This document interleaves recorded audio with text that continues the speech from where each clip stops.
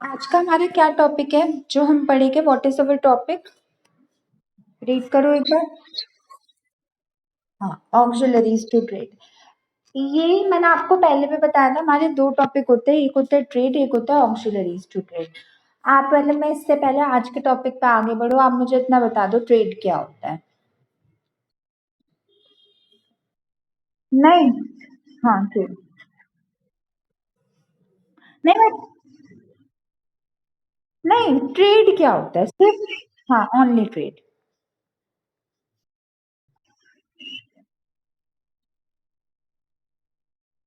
हाँ, ये,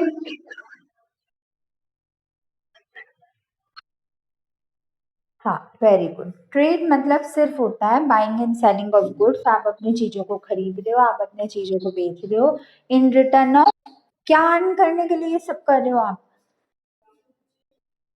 profit. In return of earning profit trade करते हैं। देखो, जो अभी तक हमने ट्रेड पढ़े थे, ट्रेड चाहे इंपोर्ट हो, एक्सपोर्ट हो, री एक्सपोर्ट हो, इंटरनल हो, एक्सटर्नल हो, होलसेलर हो, रिटेल हो, उन सब में हमारा फिजिकल ट्रांसफर ऑफ गुड्स होता था। What is the meaning of physical transfer of goods?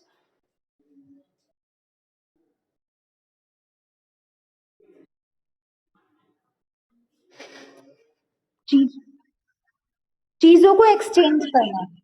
चीज, हाँ, थिंग्स को एक्सचेंज करना।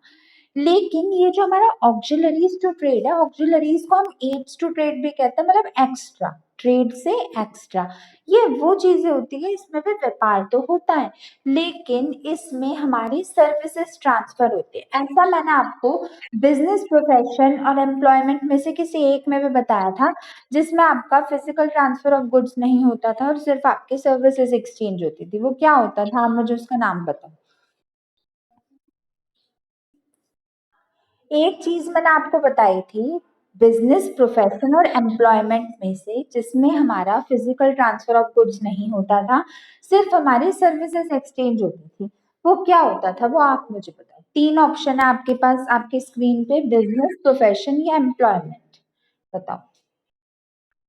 हाँ, वेरी गुड। प्रोफेशन में, ये बिल्कुल प्रोफेशन की तरह है, प्रोफेशन नहीं है, प्रोफेशन की तरह है। इसमें भी फिजिकल, तभी मैं कह रही थी ये थोड़ा इजी है। इसमें भी फिजिकल एक्सचेंज ऑफ गुड्स नहीं होते, इसमें भी सिर्फ सर्विसेज को प्रोवाइड किया जाता है और आपका प्रॉफिट अर्न कर लिया जाता है सर्विसेज को प्रोवाइड करने के बाद। Is that clear? इतना, चलो रीड करो फर्स्ट पॉइंट।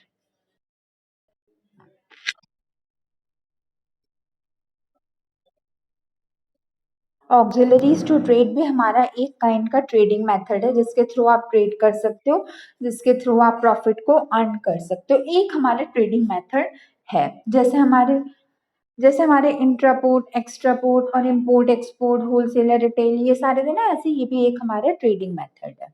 ठीक है, सेकंड रीड करो।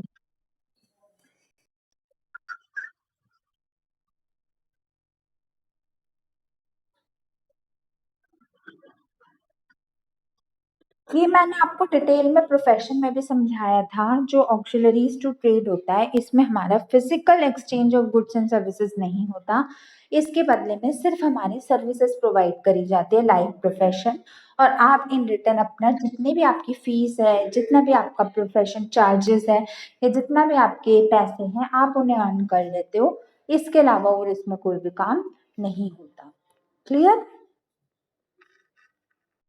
अब एक बार ये पढ़ो, वैसे ही पढ़ना जैसे आप पढ़ते हो अपनी वे में। Kinds of auxiliaries to trade. हम्म।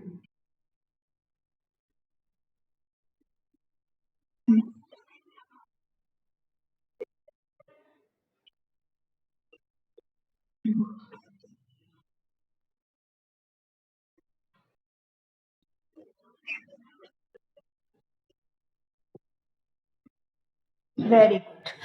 ऐसे पढ़ा करो, your presentation skills are nice. ऐसे पढ़ो। अब ये हमारा kinds of auxiliaries to trade हमारे इतनी होती है, लेकिन जो आपके सिलेबस में मैंने उसका ही डिटेल लिखवाया, नाम तो मैंने आपको बता दिया। Whatever is there in your syllabus, जो आपके सिलेबस में, सिर्फ मैंने उसे ही एक्सप्लेन करा है।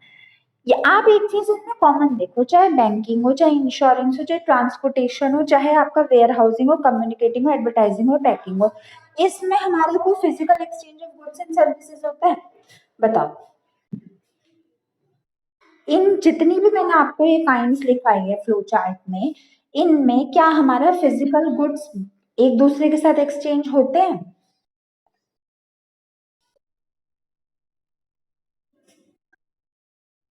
क्या होता है बताओ?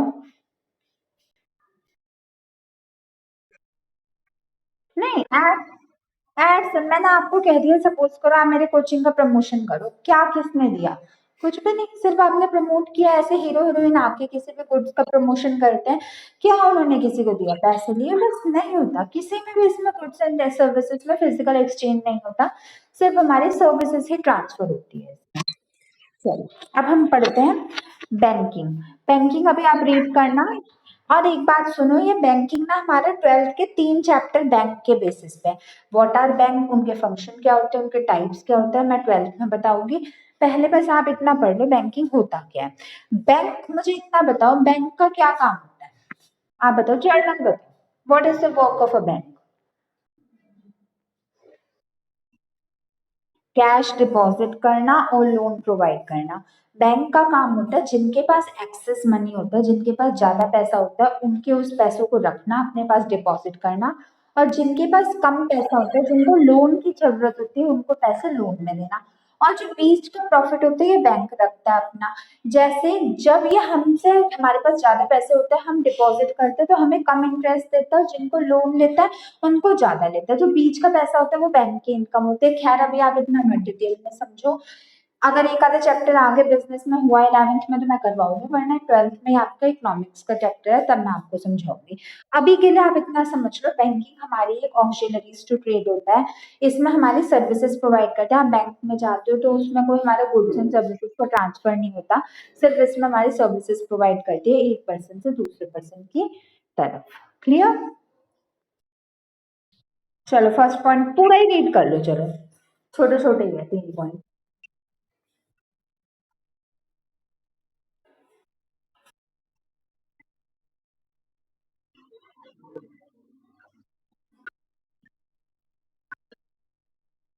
बैंकिंग हमारा एक काइंड के सर्विसेज प्रोवाइड करता है। इसमें जिनके पास ज्यादा पैसा होता है वो बैंक में डिपॉजिट करते हैं, और जिनको पैसों की कमी होती है वो लोन के थ्रू अपने पैसों को ले लेते हैं। ये हमारा एक एग्जाम्पल है ऑक्सिलरीज टू ट्रेड का।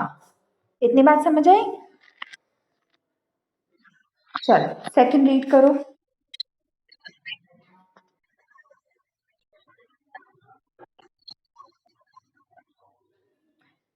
इंश्योरेंस, आपने कभी इंश्योरेंस का नाम सुना है? LIC, लाइफ इंश्योरेंस, मेडिक्लेम, वो भी आजकल तो बहुत आगे, कोटक महिंद्रा वगैरह की भी।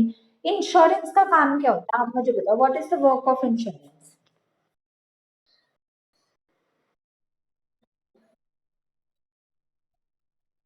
क्या करना? ना ना ना, इंश्योरेंस का काम होता है सेफ्टी प्रोवाइड करना। आपकी कहते हैं ना, जैसे जिंदगी के साथ भी जिंदगी के बाद भी। हम्म इंश्योरेंस का वर्क होता है सेफ्टी प्रोवाइड करना। एग्जाम्पल, सपोज करो आपको, आपके कार इंश्योरेंस होता है, आपने अपनी कार का इंश्योरेंस ले रखा है, भगवान ना करे कार का एक्सीडेंट हो गया, आप लोग मतलब हम लोग सब बच गए, इंसान बच गए, और कार को चोट लग गई, मतलब कार खराब हो गई। तो अगर आपका कार इंश्योरेंस होगा तो सारा कार का पैसा, चाहे उसमें कितना भी लगे, कार की कंपनी देगी, कार इंश्योरेंस वाले देगी। जैसे अगर कोई बंदा बीमार है, उसने पूरी जिंदगी मेडिक्लेम दिया, कुल 500। क्या बचा?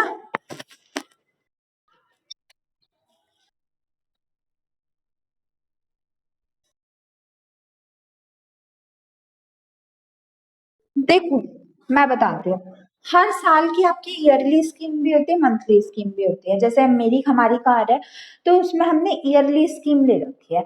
10,000 रुपीज 1 ईयर के 1 टेक में हम लोग सबमिट करते हैं। तो वन टेक में आपने 10,000 सबमिट कर दिए, वैसे 12,000 का मतलब 1,000 रुपये महीना था कार इंश्योरेंस का, बट अगर आप एक साल में कर दोगे तो 2,000 का डिस्काउंट मिल जाता है, 10,000 रुपये महीना हमने पूरे साल का दे देता है। अब क्या होता है, अभी तक तो भगवान ने सब कुछ सही रखा, कुछ हुआ नहीं, अगर उसको कुछ भी हो जाता है तो जितने भी, चाहे 2 लाख लगे, 1 लाख लगे, 1.5 लाख लगे, जितना भी पैसा लगता है वो कार की कंपनी देती है। और आप कह रहे हो ना कि किस अकॉर्डिंग देती है, हर साल आपको रिन्यू करवाना पड़ता है, मतलब अपना हर साल कार इंश्योरेंस आपको रिन्यू करवाना पड़ता है, जिसके थ्रू आपको उसकी सर्विसेज मिल जाती है एवरी ईयर, मतलब मिनिमम 1 साल के लिए तो होता ही होता है। ऐसे मेडिक्लेम का होता है, जैसे अगर किसी ने 500 रुपये महीने से इवन अगर ना मेडिक्लेम ले रखा है, तो आपको भगवान ना करे तो किसी को पूरी जिंदगी कुछ ना हो, लेकिन अगर कुछ हो जाए, वो हॉस्पिटल में गया, अगर आपके पास मेडिक्लेम है तो पूरा पैसा आपकी इंश्योरेंस कंपनी प्रोवाइड करेगी।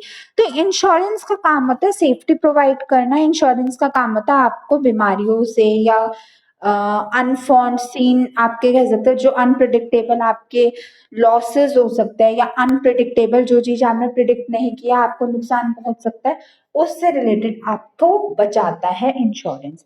ये भी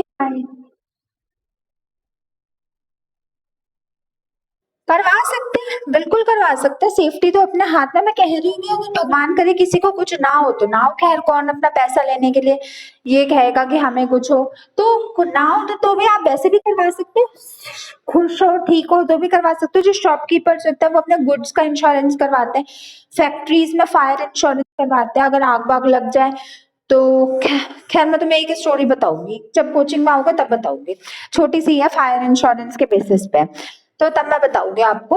लेकिन ना इंश्योरेंस की कोई ऐसी जल्दी नहीं होती है कि आपको एक पर्टिकुलर निर्धारित समय पे करवाना है, कभी भी आप करवा सकते हो, कभी भी at any time you are free to do that, कभी भी करवा सकते हो। ठीक है, क्लियर? चलो रीड कर लो, एक बार पूरा रीड कर लो।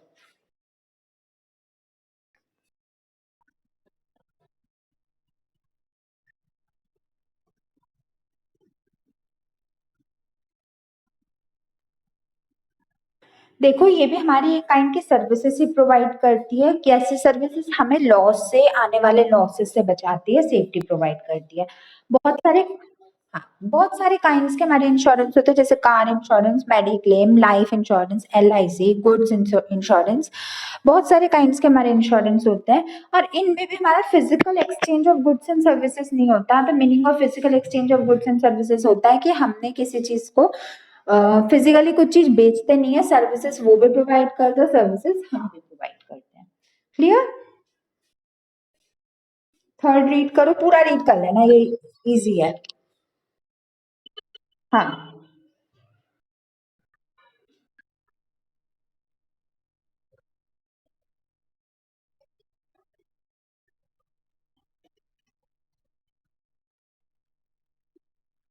ये क्या होता है, आज के ज़माने में कितने सारे ट्रांसपोर्ट्स हैं हमारे, land transport, water transport, air transport, railways, roadways, तो कितने सारे टाइप के ट्रांसपोर्ट्स आ गए। इनका भी काम क्या होता है, इनका काम होता है आप बस में बैठे, आपने सपोज कोई ट्रेन में बैठे, आपने टिकट लिया, आपको जहाँ पहुंचना है पहुंच गए, क्या हमारी कोई गुड्स एंड सर्विसेज है, transmission of goods and services मतलब होता है physical exchange of goods and services, कुछ भी हमारा नहीं हुआ, हमारा मोटिव था कि हमने सर्विसेज को गेन करना था, हमने सर्विसेज को गेन कर लिया। तो ट्रांसपोर्टेशन का बेसिक मतलब होता है कि आपको ट्रांसपोर्ट करना, एक जगह से दूसरी जगह ट्रांसपोर्ट करना, आप जिस मीडियम के थ्रू जाना चाहते हो वहां से जाइए।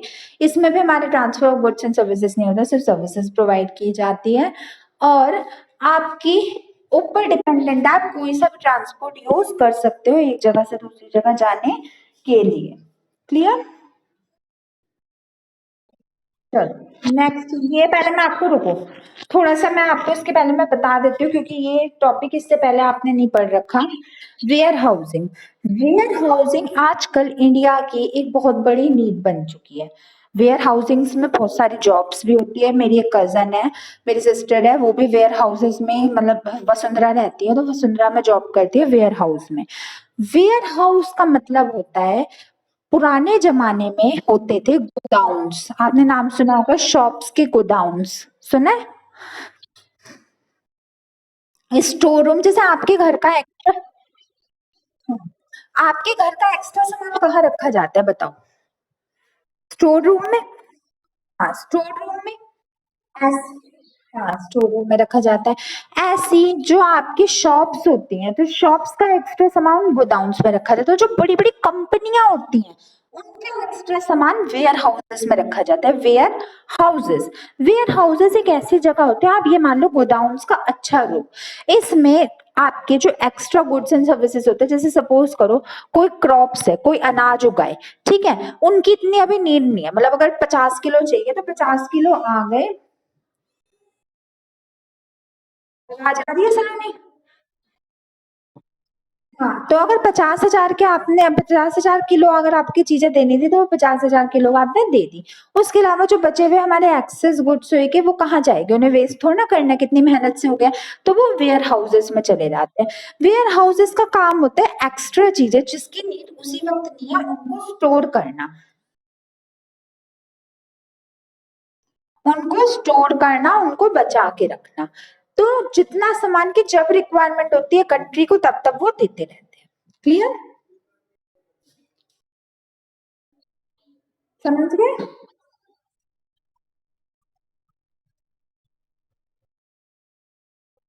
हाँ हाँ हाँ हाँ, वो जैसे गोडाउन तो छोटे लेवल के होते हैं, वेयर हाउसेस बड़े बड़े लेवल के होते हैं। आप कभी नेट पे कभी खाली हो तो सर्च करके देखना कि कितने वेयर हाउसेस हैं हमारे इंडिया में। तो वेयर हाउसेस बड़ी बड़ी इंडस्ट्री के होते हैं, कोई कार के इक्विपमेंट्स का, अनाज का, कपड़ों का, स्टोर्स का, उनमें जॉब्स भी काफी अच्छी अच्छी होती है, मेरी सिस्टर की सैलरी भी अच्छी है। तो वेयर हाउसेस एक ऐसी जगह होती है जहाँ पे एक्सेस चीजें, ज्यादा चीजें जिनकी अभी रिक्वायरमेंट नहीं होती है उन्हें रख दिया जाता है, और जब जब उनकी रिक्वायरमेंट होती है तब उन्हें दे दिया जाता है। क्लियर? चलो रीड करो, दोनों पॉइंट रीड कर लेना।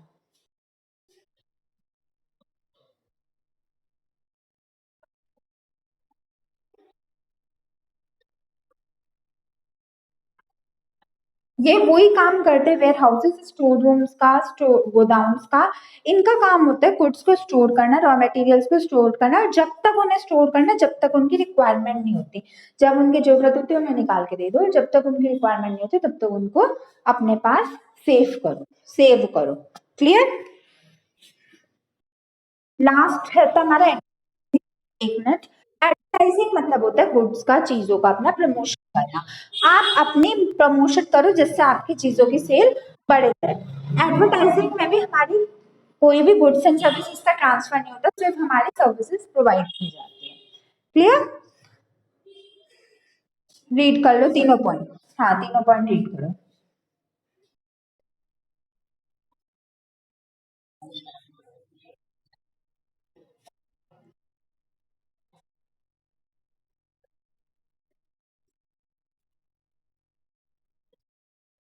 Very good, very nice reading. Advertising हमारा मतलब होता है कि अपने गुड्स का प्रमोशन करना, अपनी चीजों का प्रमोशन करना। जैसे मैं हमेशा कहती हूँ प्रमोट करो। प्रमोशन मतलब किसी चीज की वैल्यू बताना। इसका फंक्शन होता है कि अपने गुड्स एंड सर्विसेज को प्रमोट करो, और इसमें भी कोई physical exchange of goods and services नहीं होता। सपोज करो कि कोई पर्सन किसी के बारे में प्रमोशन कर रहा है, तो कुछ उसने एक्सचेंज नहीं किया, सिर्फ कहा कि तुम इस चीज को खरीद लो, या तुम इस चीज के बेनिफिट को सुन लो। तो इसमें सिर्फ हमारा physical exchange of goods and services होता है, वैसे प्रमोशन में और कुछ नहीं होता। समझ गए?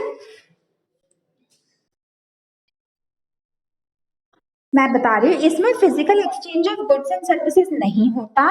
इसका सिंपल सा मेन मकसद होता है अपने गुड्स को प्रमोट करना, चीजों को प्रमोट करना, लेकिन कोई भी exchange of goods and services नहीं होता। सिर्फ इसका मकसद होता है अपने चीजों का प्रमोशन करना।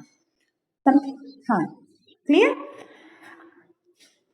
अब आपने इन सारी चीजों में एक चीज कॉमन देखी, जो ऑक्सिलरीज टू ट्रेड होता है, इसमें कहीं पे भी आपको physical exchange of goods and services दिखते हैं। इसमें सिर्फ और सिर्फ ये होता है सर्विसेज को प्रोवाइड करना, काफी इजी है। आप बस इसकी एक छोटी सी डेफिनेशन याद कर लो, एक आप ये kinds of auxiliaries to trade याद कर लो, then you will be able to learn everything. कोई ज्यादा जरूरी नहीं है इसके पॉइंट्स मेरे वाले याद करने, आप अपने तरफ से भी इसको कर सकते हो। बस पॉइंट ये है कि आपको समझ आना चाहिए। आपको समझ आ गया टॉपिक? ठीक है, तो आप इसे लर्न करना।